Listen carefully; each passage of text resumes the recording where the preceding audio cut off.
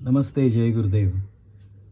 सृजनात्मकत्व उपनिषद का चैप्टर 7 पर हम अभी आए हैं। इसका शीर्षक है रेस्ट इन ब्रह्मन।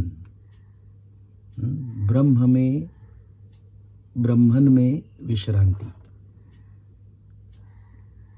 इसमें 3 सूत्र है। पहले हम सूत्र पढ़ते हैं, फिर चर्चा में जाते हैं। Deep contemplative rest in Brahman must not be mistaken for laziness.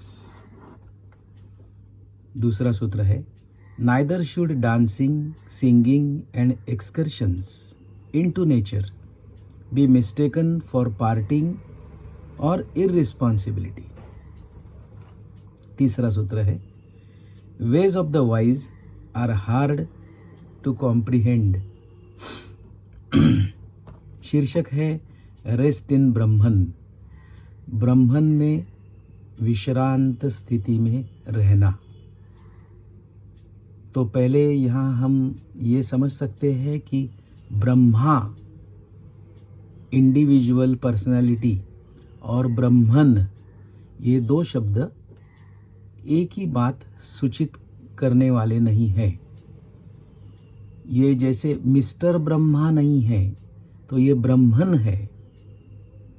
कहे कॉन्शियसनेस है, चैतन्य है, चेतना है, तो इस चेतना में, कॉन्शियसनेस में, ब्रह्मन में, चैतन्य में रेस्ट, स्थित होना, विश्रांत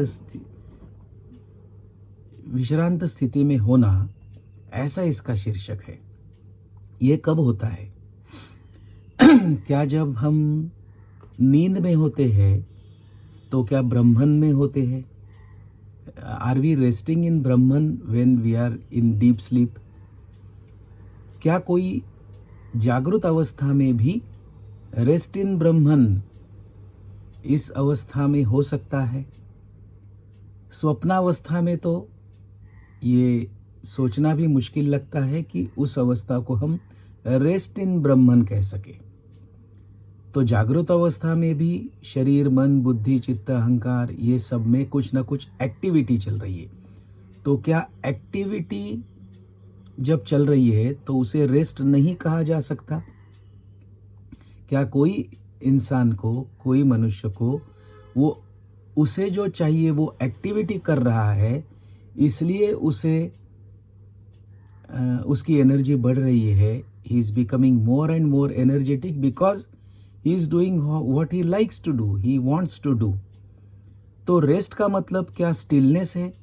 क्या रेस्ट का मतलब सिर्फ एक जगह पत्थर जैसा बन जाना है, जम जाना है? इन बातों पर हम थोड़ा विचार कर सकते हैं, क्योंकि बेसिक्स अगर हमारे क्लियर हो, किसे रेस्ट कहेंगे?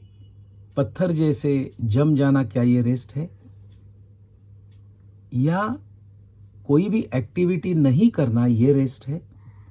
या एक्टिविटी तो कर रहा हूं लेकिन मुझे एक्टिविटी महसूस नहीं हो रही है, ये रेस्ट है? और किसमें रेस्ट करनी है? शीर्षक कहता है रेस्ट इन ब्रह्मन। तो फिर ब्रह्मन क्या है? So all there is consciousness, all there is Brahman. उस ब्रह्मन में कुछ पैदा हो रहा है, कुछ समय वो है और फिर वो नष्ट हो रहा है। तो ये उत्पत्ति स्थिति लय का जो खेल चल रहा है, ये ब्रह्मन में चल रहा है, कॉन्शियसनेस में चल रहा है। तो मैं भी कुछ समय पहले नहीं था, कुछ समय बाद नहीं होगा।